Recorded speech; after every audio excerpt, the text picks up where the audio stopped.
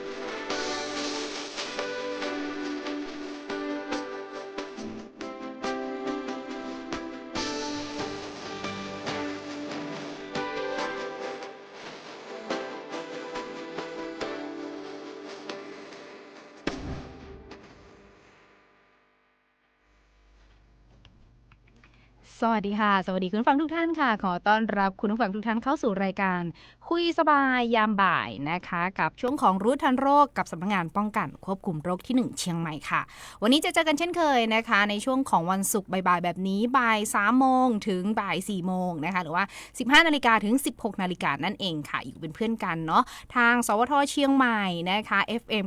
93.25 เมกะเฮิรตซ์รวมถึงเพจสวทเชียงใหม่ PRD กันด้วยนะคะรับชมรับฟังกันอยู่ที่ไหนทักทายกันเข้ามาได้ค่ะวันนี้เช่นเคยนะคะน้องนานอังสุมารีบุญสูงค่ะอยู่เป็น เป็นเพื่อนคุณผู้ฟังในเรื่องของโรคและภัยสุขภาพนะคะทั้งเขตสุขภาพที่1ทั้งในจังหวัดเชียงใหม่เองและจังหวัดใกล้เคียงนะคะวันนี้ก็ได้รับเกียรติเช่นเคยค่ะเป็นกูรูนะคะในช่วงของเทศกาลกินเจแบบนี้แหละค่ะหลายคนนะคะแอบ DM มาหลังไมค์ว่าในช่วงเทศกาลกินเจแบบเนี้ยทางสำนักงานเรานะคะมีมาตรการหรือมีอะไรแนะนำในเรื่องของการกินเจเพื่อสุขภาพบ้างวันนี้เราเลยจองตัวค่ะกูรูในเรื่องของความหวานความมันความเค็มนะคะหรือว่า NCD นั่นเองค่ะวันนี้เราได้รับเกียรติจากคุณอำนาจเมืองแก้วนะคะนักวิชาการสาธารณสุขชำนาญการค่ะหรือว่าพี่หนุ่มของเรานั่นเองนะคะขออนุญาตเปลี่ยนเวอร์ชันเป็นภาษาเหนือให้มันเหมาะกับวันศุกร์นิดนึงนะคะสวัสดีเจ้าไอ้หนุ่มเจ้าครับสวัสดีครับน้องนานครับผมเจ้าก็วันนี้นะครับเราก็จะมาถึงนะครับเนาะเจ้าครับเรื่องของช่วงเนี้ยเป็นช่วงเทศกาลกินเจนะครับเนาะเราก็จะต้องเข้ากับทันยุคทันสมัยนะครับว่าเราจะกินเจยังไงให้ปลอดภัยนะครับจากโรคบาดติดต่อเรื้อรังนะครับหรือว่าเฮาอู้กันสั้นๆก็คือพวกโรคเบาหวานความดันนะครับที่พี่ๆน้องๆประชาชนเฮาเป็นกันเยอะเลยตอนนี้นะครับเจ้าก็ในช่วงนี้เนาะตั้งแต่มันเริ่มล้างตองตั้งแต่วันที่20นะเจ้าจะสิ้นสุดวันที่29ซึ่งในห่วง9วันถึง10วันเนี่ยพี่น้องต่างเหนือเฮาหลายท่านนะเจ้าที่กินเจเพื่ออุทิศเนาะกินเจเพื่อสุขภาพนะเจ้าหรือว่ากินเจเพื่อร่างกายของตัวเก่าเนี่ยมันก็จะมีหลากหลายแบบมากเลยทีนี้เจ้าไอ้หนุ่มเจ้าเทศกาลกินเจเนี่ยเป็นช่วงที่หลายคนตั้งใจเลยว่าจะดูแลตัวเก่าด้วยการงดเนื้อแต่ว่ามันก็จะมีอาหารบางอย่างบางชนิดในช่วงของเทศกาลกินเจเนี่ยอาจจะทำให้เกิดโรคได้อันเนี้ยเราจะต้องปรับการกินของเราอย่างไรให้ถูกวิธีอันนี้ต้องให้ไอ้หนุ่มไขข้อข้องใจแล้วเพราะว่าถ้าถามว่าอาหารเจเรามองภาพมันก็จะมันมืนๆเกมเนาะเน้นไปตังพัดเน้นไปตังทอดอีนะเจ้าเราจะมีวิธีการอย่างไรในการเลือกรับประทานอาหารให้ถูกต้องในช่วงเทศกาลกินเจเจ้าครับในส่วนของ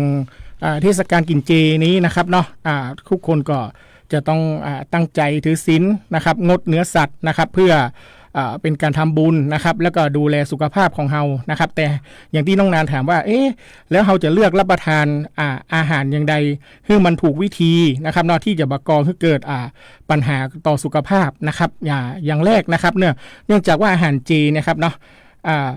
บางครั้งเนี่ยเปิ้ลจะต้องปรุงให้มันค่อนข้างมีรสจัดนะครับเนาะรสหวานรสมันเค็มเกินไปนะครับส่วนใหญ่แล้วเนี่ยอาหารเจเนี่ยเราสังเกตได้ว่ามันจะอยู่ในรูปของอาหารที่มีการแปรรูปนะครับเนาะหรือว่ามีการปรุงให้มันเข้มข้นขึ้นนะครับอย่างเช่นในเรื่องของการเติมซีอิ๊วก็ตามเติมซอสเห็ดหอมก็ตามนะครับแล้วก็เติมผงชูรสอย่างต่างๆเนี่ยซึ่งมันจะมีผลกระทบต่อร่างกายนะครับทั้งในเรื่องของการรับประทานโซเดียมนักเกินไปนะครับเนาะการได้รับน้ำตาลไขมันมากเกินไปนะครับซึ่งจะทำให้เรามีความเสี่ยงต่อโรคเบาหวานความดันไขมันในเลือดสูงหรือว่าโรคหัวใจได้ครับผมอันนี้ก็เป็นในเรื่องของสิ่งที่มันอาจจะเกิดตัวมาถ้าเกิดว่าเราบ่คุมปริมาณอาหารหรือว่าเลือกอาหารที่มันดีต่อสุขภาพนะเจ้าทีนี้แนวทางของมันอย่างที่หนุ่มบอกไปเราจะต้องเลือกตัวแม่นก็เจ้าใช่ครับแนวทางที่เราจะต้องเลือกรับประทานนะครับขั้นแรกก็คือเราก็ต้องลดอาหารที่มีรสจัดลงนะครับเนาะครับผมแล้วก็ส่วนใหญ่แล้วอาหารจีเนี่ยมันจะมีอาหารประเภททอดนะครับเนาะน่าขนาดเลยน่าขนาดนะครับเนาะเพราะฉะนั้นเราอาจจะต้องเลือกรับประทานอาหารทดแทนนะครับด้วยวิธีการทำก็คืออาจจะเป็นประเภทนึ่งประเภทต้มประเภทย่างแทนอาหารที่เป็นประเภททอดครับผมหลีกเลี่ยงการใจน้ำมันแต่ใจได้นะเจ้าคุณผู้ฟังเจ้าบ่ใจว่าเฮาบ่ฮื้อใจเนาะแต่ว่าเฮาอยากจะฮื้อคุณผู้ฟังเองเนี่ยลดการใจน้ำมันลงเนาะเพื่อความมันที่มันมีนักๆแล้วมันจะสะสมทำให้เขาเกิดโรคอย่างไอ้หนุ่มบอกไปนะเจ้าทีนี้มันยังมีต่อแหมในเรื่องของอาหารแปรรูปอันเนี้ยมันบางทีแล้วเฮาบ่ได้รับเนื้อสัตว์เข้าไปในร่างกายมันก็จะมีในส่วนของอาหารพวกจำพวก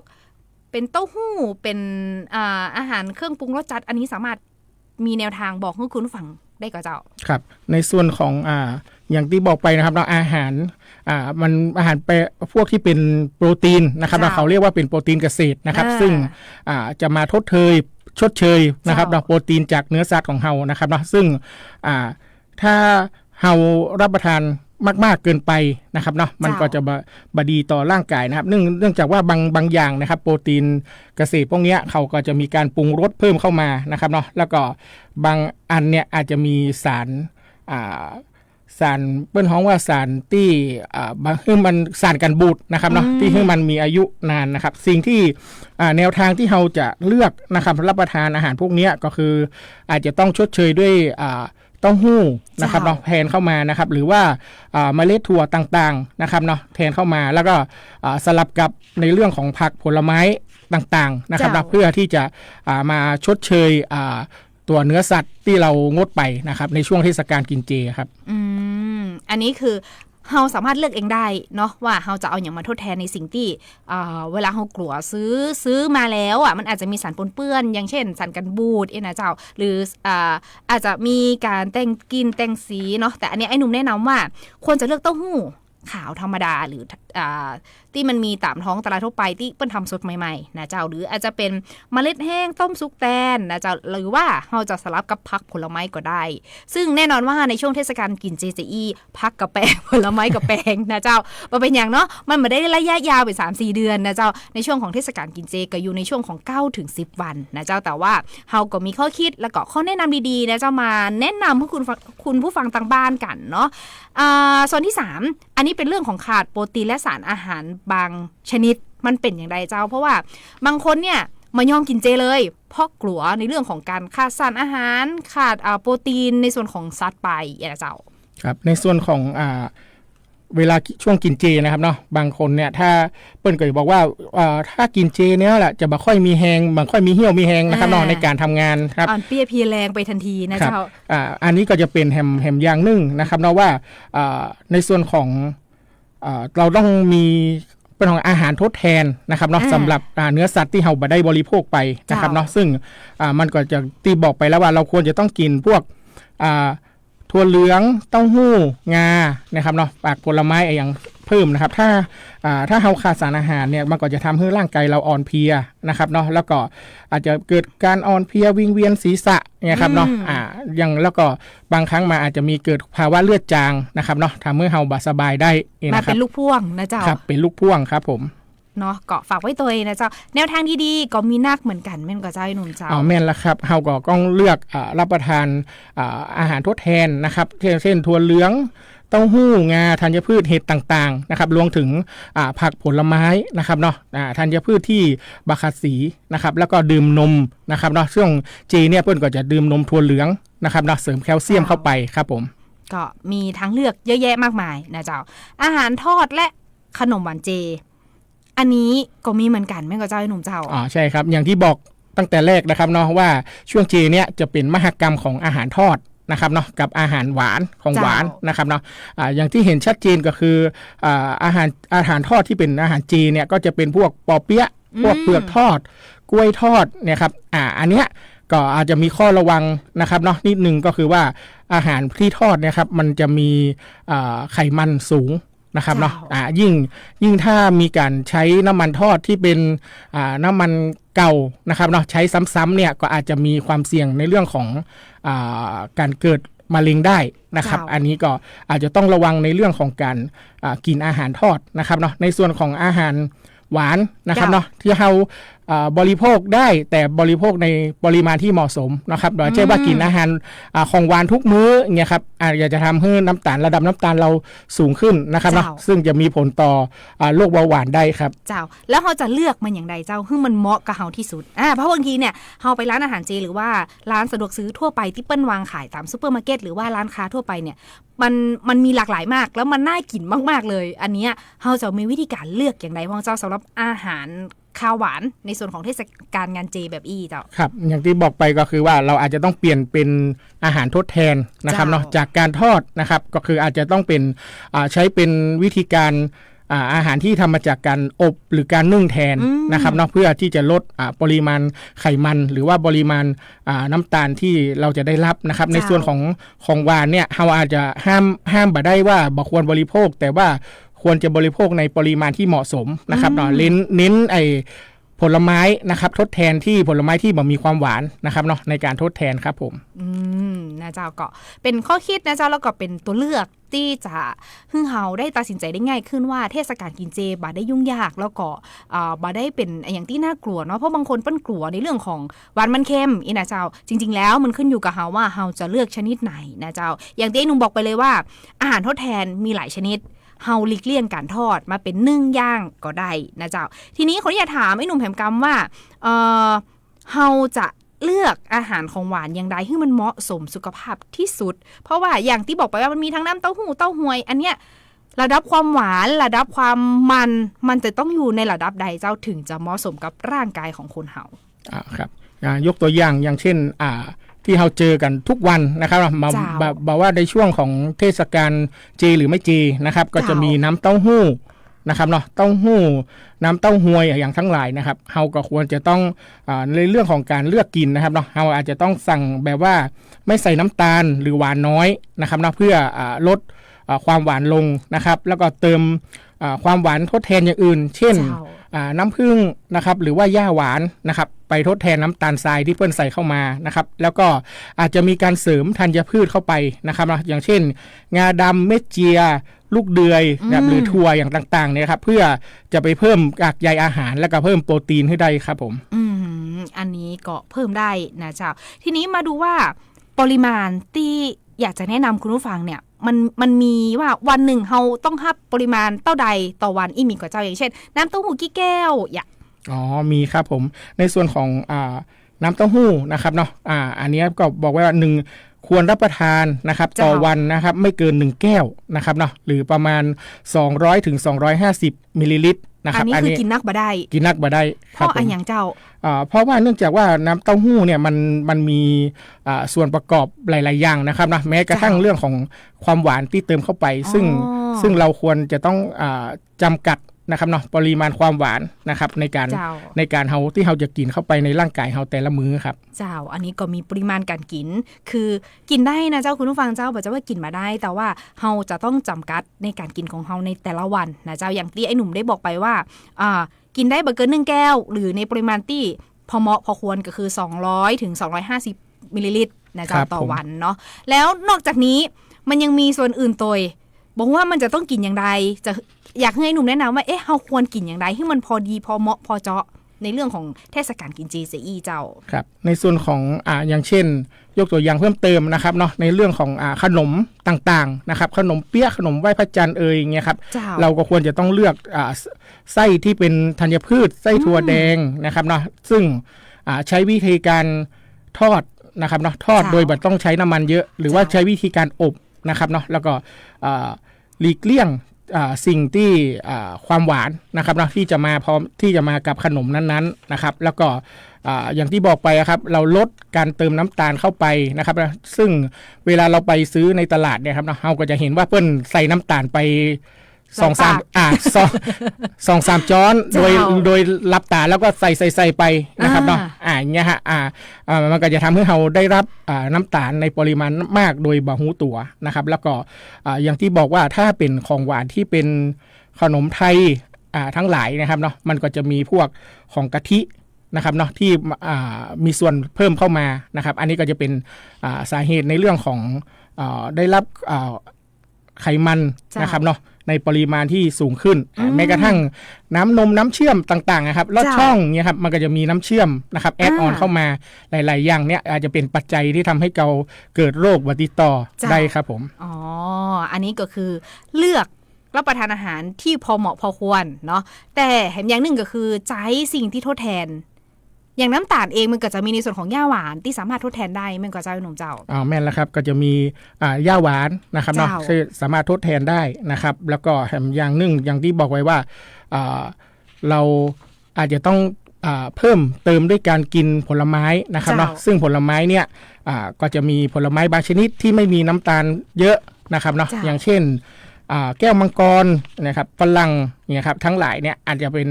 ผลไม้ที่สามารถทดแทนที่เราอิ่มอยู่ท้องได้ในระหว่างวันครับเจ้าก็ฝากไว้ตัวนะเจ้าช่วงแรกของรายการจะอู้จากกันในเรื่องของอาหารหวานมันเค็มในช่วงของเทศกาลกินเจอย่างไอ้หนุ่มบอกไปเนาะถึงแม้ว่าเฮา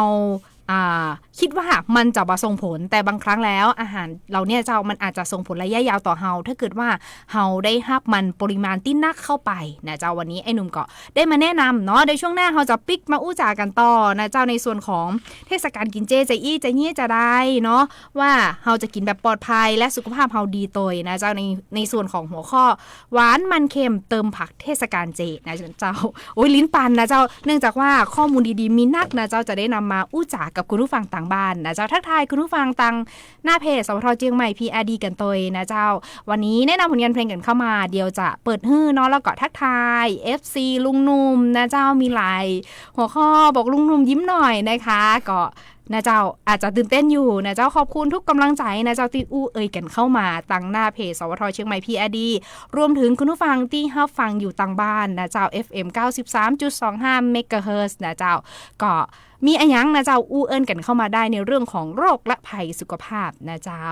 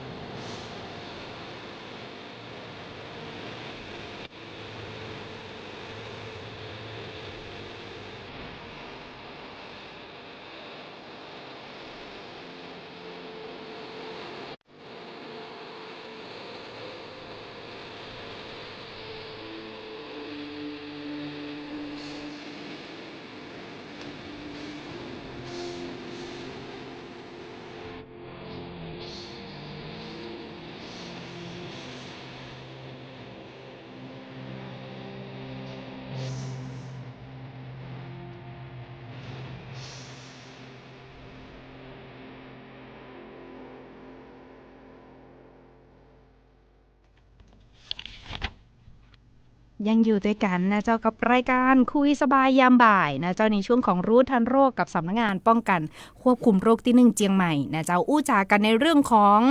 ลดหวานมันเค็มเติมผักเทศกาลเจกับไอ้หนุ่มคนหน้ามนต์ของเฮานะเจ้าก็ขอบคุณนะเจ้าทุกกำลังใจเนาะทุกคอมเมนต์นะเจ้าและก็ทุกๆข้อความกันเตยนะเจ้าที่อู้เอิ้นกันเข้ามาต่างหน้าสวทเจียงใหม่พี่อดีนะเจ้ารวมถึงคุณผู้ฟังที่ฮับฟังอยู่ต่างบ้านบอกว่าอยู่บนรถบนรานะเจ้าผ่าน FM 93.25 เมกะเฮิรตซ์ตังสวทเจียงใหม่กันเตยนะเจ้า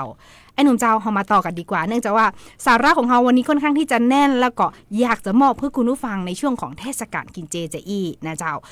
ตอนต้นเฮาอู้ไปในเรื่องของอาหารที่ควรรับประทานควรเลือกกินเนาะว่าจะกินอย่างใดจะใจอย่างใดนะเจ้าทีนี้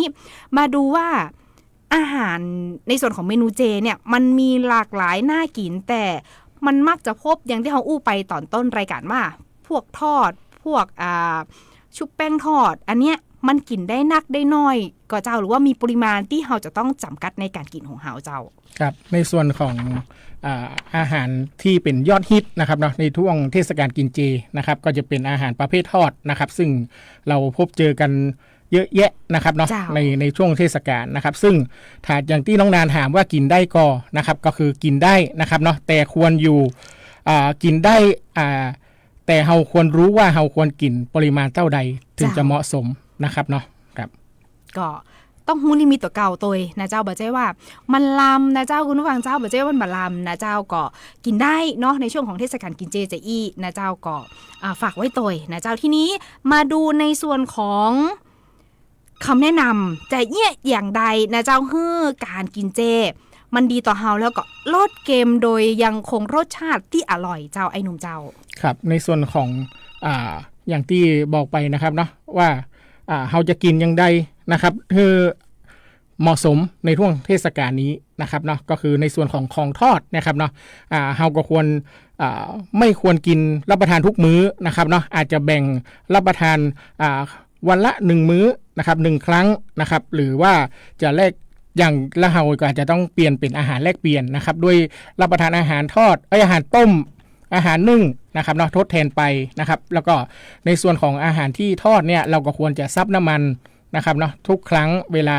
ที่เราจะรับประทานนะครับเนาะแล้วก็เปลี่ยนสลับกับเมนูอื่นนะครับเนาะอย่างเช่นวันนี้กินเห็ดทอดละแต่วันนึงก็จะต้องเปลี่ยนเป็นเมนูเต้าหู้ทอดเนี่ยครับสลับกันไปครับผมก็คือใช้เทคนิคในการเลือกกินที่หลากหลายประจำเจนะเจ้าเวียนกันไปถามว่ากินได้ก็กินได้นะเจ้าของทอดเนาะเพราะว่าถ้าไปกินเลยมันก็บ่จ่ายเพราะของมันล้ำของมันมากอีนะเจ้าแต่ก็เลือกกันกินน้อยเนาะอาจจะสลับกันไปวันนี้ต้มวันนี้พัดวันนี้ทอดวันนี้นึ่งอีนะเจ้าอาจจะมีในส่วนของการย่างเข้ามาตยเนาะอันนี้ก็เลือกอย่างเหมาะสมนะเจ้าทีนี้มันจะฮู้ได้อย่างไรว่าเฮาจะได้รับปริมาณที่พอเหมาะพอควรกับร่างกายของเฮาเจ้าไอ้หนุ่มเจ้าครับในส่วนของเอาจะฮู้ได้อย่างใดอีนะครับเนาะซึ่งจริงๆแล้วมันก็จะมีคำเขาเรียกอะไรนะแนวทางนะครับเนาะที่เราจะควรรับประทานนะครับอย่างเช่นอย่างที่บอกไปตะกี้ว่าของทอดเนี่ยบ่ควรรับประทานทุกมื้อนะครับนะรับประทานมื้อละ1วันเนี่ยอาจจะทำ1มื้อนะครับเนาะอย่างของหวานอาจจะต้องทาน1มื้อก็คือแยกส่วนแต่ละมื้อกันไปนะครับเนาะครับฝากไว้ตัวว่าควรแยกออกไปนะเจ้าการใช้น้ำมันซ้ำดีก็เจ้าหรือว่าเราจะต้องมีเทคนิคอย่างใดในการใช้น้ำมันในเรื่องของทอดโอเคในส่วนของทอดนะครับเนาะเวลาเราไปรับประทานอาหารข้างนอกหรือว่าเราจะซื้อมาเนี่ยเราอาจจะต้องสังเกตนิดนึงนะครับว่าของทอดชนิดนั้นๆนะครับมีสีนะครับเนาะของทอดเนี่ยเป็นอย่างใดพ่องสีออกเหลืองหรือว่าสีออกเริ่มค้ำเริ่มดำเนี่ยครับเราอาจจะต้องสังเกตตรงนี้ถ้าสีที่เปิ้ลใช้น้ำมันทอดใหม่ๆนะครับเนาะสีของทอดเนี่ยอาจจะมีสีสวยงามนะครับแต่ถ้าว่าเนื่องจากว่าถ้าน้ำมันเนี่ยเปิ้ลใช้ซ้ำไปเรื่อยๆนะครับเนาะสีของอาหารนั้นก็จะเปลี่ยนไปตามสีของน้ำมันนะครับซึ่งการใช้น้ำมันซ้ำเนี่ยมันมีผลนะครับต่อสุขภาพในเรื่องของบ่ค่อยดีเท่าใดนะครับเนาะเนี่ยจะทำให้เรื่องของเกิดการ สารก่อมะเร็งนะครับเวลาใช้น้ำมันซ้ำๆไปเรื่อยๆนะครับเนาะ เจ้า อาจจะเกิดสารพิษต่อร่างกายเราได้หรือว่าจะทำให้ไขมันในเลือดเราสูงขึ้นนี่นะครับเนาะ เจ้า อันนี้ก็จะเป็นข้อสังเกตนะครับเนาะข้อควรระวังนะครับของอาหารประเภททอดที่เวลามีการทอดแล้วก็ใช้น้ำมันซ้ำๆนะครับหลายๆครั้งครับผม อันนี้ฝากไว้ตัวนะเจ้าว่าในส่วนของการใช้น้ำมันเนาะทีนี้มาดูหัวข้อที่ว่า การเติมผักหลากสีในช่วงกินเจ มันมีประโยชน์อย่างไรพ่องเจ้าไอ้หนุ่มเจ้า ครับในส่วนของการเติมผักนะครับนะซึ่งผักเนี่ยอย่างที่บอกไปก็คือมันมีประโยชน์อยู่ละนะครับเนาะสำหรับผู้บริโภคนะครับนะซึ่งผักเนี่ยมันจะเป็นจะมีไฟเบอร์นะครับนะซึ่งจะช่วยให้เราดูดซึมนะครับไขมันนะครับเนาะได้ดีขึ้นแบบให้ร่างกายเราดูดซึมไปจะเป็นผักเนี่ยจะมีการดูดซึมไขมันนะครับเนาะแทนนะครับนะซึ่งในส่วนของผักเนี่ยครับอย่างที่บอกไปว่าลดหวานมันเค็มเติมผักเนี่ยเราก็ควรจะต้องเน้นผักเพิ่มนะครับผักลายซีเนี่ยในช่วงเทศกาลกินเจอย่างที่น้องนานบอกไปก็คือว่าราคาค่อนข้างสูงนิดนึงนะครับเนาะเพื่อที่เปิ้นในแต่ละที่เปิ้นจะเอามาประกอบอาหารนะครับเนาะ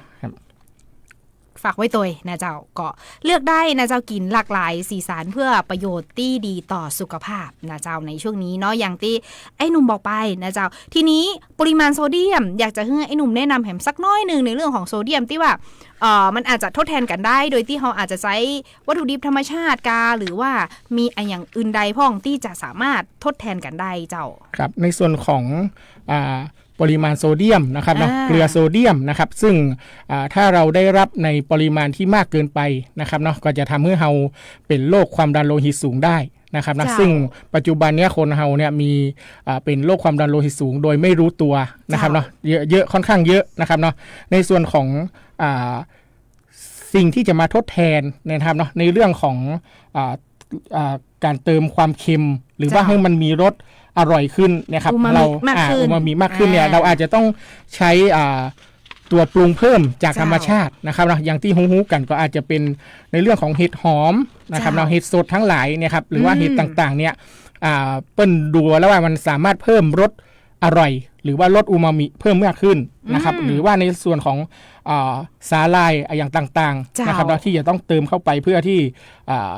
จะมีความอร่อยนะครับแม้กระทั่งตั้งบ้านเฮาก็คือจะเป็นพวกขิงนะครับเนาะตะไคร้หรือจักไคร้บ้านเฮานี่นะครับเนาะใบบักกูดนะครับพริกมะนาวทั้งหลายเนี่ยก็คือเป็นสิ่งปรุงรสนะครับเนาะเพิ่มเติมรสธรรมชาติเข้าไปนะครับเพื่อที่จะช่วยการเติมน้ำปลานะครับเนาะหรือว่าเกลือครับเข้าไปในอาหารที่เราจะรับประทานได้ครับผมบัดเดี๋ยวนี้วิวัฒนาการในเรื่องของอาหารมันก้าวไก่นะเจ้าคุณผู้ฟังเจ้าสมัยก่อนมันอาจจะมีน้ำปลาเจมันมีอย่างที่มันชูรสขึ้นมาเนาะเฮาก็สามารถเลือกใช้วัตถุดิบธรรมชาติเพื่อมาแต่งเติมรสชาติให้มันกลมกล่อมให้มันอร่อยขึ้นนะเจ้าอย่างที่ไอ้หนุ่มได้แนะนำไปว่าหลากหลายวัตถุดิบที่เฮาสามารถเลือกใช้แล้วก็ประกอบอาหารในช่วงของเทศกาลกินเจได้อย่างเหมาะสมก็แล้วก็มีนักตัวนะเจ้าอันนี้สามารถหาดูเพิ่มเติมได้เนาะเดี๋ยวช่วงหน้าไอ้หนุ่มจะมาฝากว่าเฮามีอย่างดีๆนะจะมาฝากคุณผู้ฟังในช่วงนี้เฮายั้งกันสักกรรมก่อนกับผลงานเพลงที่น้องน้ำทิพย์แนะนำมาเจ้า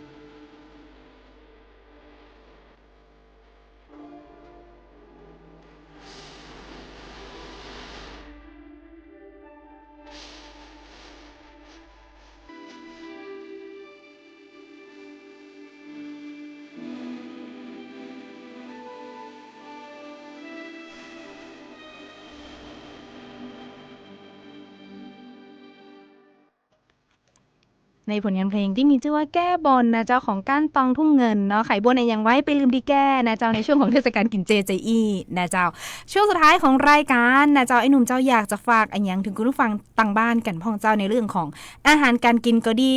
การเลือกใจเลือกของนะเจ้าหรือว่าวัตถุดิบต่างๆนานาเจ้าครับในส่วนของเทศกาลกินเจนะครับเนาะเราก็คงจะต้องระมัดระวังนะครับเนาะอาหารในช่วงเทศกาลนะครับเนาะเราควรจะต้องดูว่าอาหารชนิดนั้นมีประโยชน์ต่อเรายังไงนะครับเนาะอย่างเช่นในเรื่องของอาหารที่มีรสเค็มจัดนะครับอาหารที่มีรสหวานจัดหรือว่าอาหารรสมันจัดนะครับซึ่งมันจะพ่วงผลไปสู่สุขภาพของเราได้ครับน้องนันครับก็หลายๆเรื่องหลายๆราวนะเจ้าและทีนี้อู้กันมาตั้งแต่ต้นยันจะจบรายการนี่นะเจ้าในเรื่องของการกินเค็มการกินมันการกินหวานมันมีเครื่องมือหรืออันอย่างพ่องที่สามารถวาดได้อันนี้ไอ้หนุ่มปอแนะนำได้ก็เจ้าครับในส่วนของเครื่องมือนะครับในส่วนของในเรื่องของการวัดปริมาณโซเดียมในอาหารนะครับเราก็จะมีเครื่องมือชนิดหนึ่งนะครับเนาะเขาเรียกว่าซาวมิเตอร์นะครับใช้สำหรับวัดปริมาณโซเดียมในอาหารนะครับหรือว่าถ้าเรียกสั้นๆก็คือว่าเป็นลิ้นอิเล็กทรอนิกส์นะครับเนาะเพราะว่ามันเหมือนที่วัดไข้เหรอ ครับเดี๋ยวจะโชว์ให้ดูก่อนนะครับเนาะว่าลักษณะมันเป็นอย่างไรนะครับเนาะซึ่งอย่างที่บอกไปครับลิ้นของแต่ละท่านนะครับเนาะรับรสบะเต้ากันนะครับเนาะบางคนว่าเค็มบางคนว่าหวานบางคนว่ามันนะครับแต่ตัวเนี้ยจะเป็นเครื่องนะครับเนาะที่ใช้ทดสอบปริมาณโซเดียมในอาหารนะครับนะซึ่งเราสามารถทดสอบได้ในอาหารที่เป็นชนิดน้ำนะครับเนาะเช่นน้ำแกงก๋วยเตี๋ยวต้มอย่างต่างๆแกงเมืองเฮาอย่างต่างๆนะครับนะว่าหมดเลยครับว่ามันเค็มนักเค็มน้อยนะครับเนาะแล้วก็จะมีเขาเรียกรายละเอียดนะครับบอกว่าถ้าเค็มแล้วเนี่ยเราควรบริโภคในปริมาณที่เท่าใดถึงจะเหมาะสมต่อร่างกายเราได้ครับต้องเอาเครื่องนี้ไปจุ่มลงน้ำแกงก็ว่าต้องเอามาโยดอย่างใดเจ้าวิธีการใช้ของมันครับวิธีการใช้ก็คือเราจะตักน้ำแกงนะครับเนาะจากมาเป็นตัวอย่างนะครับใส่ในถ้วยน้อยๆนะครับเนาะปริมาณ1นะครับเนาะแล้วก็เราจะใช้เครื่องมือชนิดนี้นะครับเนาะเรียกสั้นๆว่าซาวมิเตอร์นะครับเนาะจุ่มลงไปนะครับแล้วก็กดตัวอ่านผลนะครับตัวอ่านผลเนี่ยมันก็จะแสดงรูปหน้าตานะครับนะว่าจะหน้ายิ้มหน้าปกติหน้าบึ้งนะครับอันนี้ก็จะแสดงผลว่าอาหารชนิดนั้นเนี่ยมันมีระดับเค็มพอดีหรือว่าเค็มมากเค็มน้อยนะครับมันก็จะมีบอกครับผมแล้วก็จะมีในกล่องเนี่ยมันก็จะมีคำอธิบายว่าเราสามารถกินได้นักได้น้อยเท่าใดต่อวันต่อมื้อนะครับนะซึ่งโซเดียมเนี่ยเปิ้นกำหนดให้เรากินบ่เกิน 2,000 มิลลิกรัมต่อวันนะครับเนาะอันนี้ก็จะเป็นตัวแหมสำคัญนึงที่เวลาเรากินเค็มเยอะเกินไปจะส่งผลต่อโรคความดันโลหิตสูงได้ครับอันนี้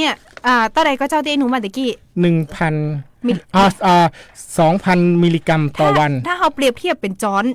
จะเป็นจ้อนอย่างจ้อนชาจ้อนแกงจ้อนหรือว่าน้อยกว่านั้นเพราะบางทีคุณฟังคงไม่ได้จังตวงแต่น้องว่าน่าจะกะปริมาณเอาอย่างเขาจะแนะนำอย่างไรดีว่าควรปริมาณไหนอย่างเจ้าโอเคได้ครับในส่วนของผมไล่ตั้งแต่เกลือโซเดียมนะครับควรเกิน1ช้อนชาต่อวันนะครับหรือเทียบเท่ากับ 2,000 มิลลิกรัมต่อวันที่ผมบอกตะกี้นะครับในส่วนของเกลือนะครับในส่วนของน้ำตาลนะครับบ่ควรเกิน5ช้อนชาต่อวันนะครับหรือว่า24กรัมนะครับในส่วนทั้งวันกินได้เต้าเอี้ยครับผมครับในส่วนของน้ำมันหรือไขมันนะครับบ่ควรเกิน6ช้อนชาต่อวันครับอันนี้ก็คือจะเป็นง่ายๆนะครับเนาะที่เราสังเกตได้ถ้าเป็นปริมาณช้อนนะครับเนาะครับอันนี้คือง่ายที่สุดแล้วนะเจ้าคุณผู้ฟังเจ้าเพราะว่าบางทีแล้วเราจะมาชั่งตวงเหมือนเปิ้นทำขนมหรือทำอาหารในร้านต่างๆมันอาจจะยากนะเจ้าแต่ว่าเราใช้วิธีการสังเกตและก็คือใช้จ้อนชาเป็นการเครื่องวัดตวงเนาะทีนี้หลายคนถามว่าถ้าสมมติว่ามื้อนี้กิน5ช้อนแถมมื้อกิน5ช้อนอีได้ก็บ่ได้ไม่ได้ครับต่อวันครับอันนี้ต่อวันครับผมคือทั้งวันเนี่ยแล้วแต่คุณผู้ฟังเลยว่าจะเฉลี่ยกินช่วงไหนอย่างไรได้หมดแต่ห้ามเกินปริมาณนี้แน่นอนเนาะเพราะถ้าเกิดว่ามันเกินนะเจ้าผลพวงที่จะตามมานั่นก็คือความดันเบาหวานไขมันในหลอดเลือดเส้นเลือดหัวใจตีบทุกโรคมาแน่นอนนะเจ้าทิ้งท้ายแหมสักน้อยเจ้าด้วยความเป็นห่วงเป็นใย ไอ้หนุ่มอยากจะฝากอย่างถึงคุณผู้ฟังต่างบ้านพองเจ้าครับในส่วนของเทศกาลกินเจนี้นะครับเนาะนอกจากเราจะได้บุญจากการละเว้นเนื้อสัตว์แล้วนะครับเนาะก็ยังมีโอกาสที่จะได้ดูแลสุขภาพของเรานะครับให้ดีขึ้นนะครับเนาะเรื่องทุกคนก็จะได้ประโยชน์จากช่วงกินเจนี้นะครับแต่อย่าลืมว่าเราก็จะต้องกินเจยังไงให้สุขภาพเราดีไปตัวนะครับโดยการลดหวานลดมันลดเค็มนะครับเติมผักหลากสีเข้าไปนะครับนะเพื่อที่จะให้ร่างกายเราเนี่ยได้รับปริมาณที่เหมาะสมครับก็ฝากไว้ตัวนะเจ้าในช่วงของเทศกาลกินเจนี้ปี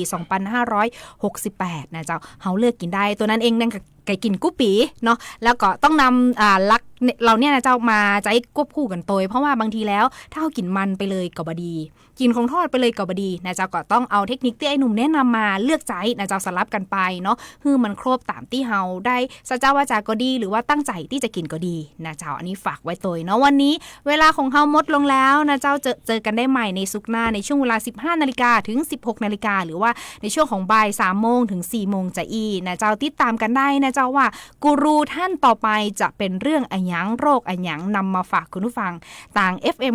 93.25 เมกะเฮิรตซ์รวมถึงสวทเชียงใหม่ PRD หน้าแฟนเพจกันตัวนะเจ้าวันนี้เฮา2คนลาไปก่อนเลยละกันเจ้าสวัสดีเจ้าครับสวัสดีครับ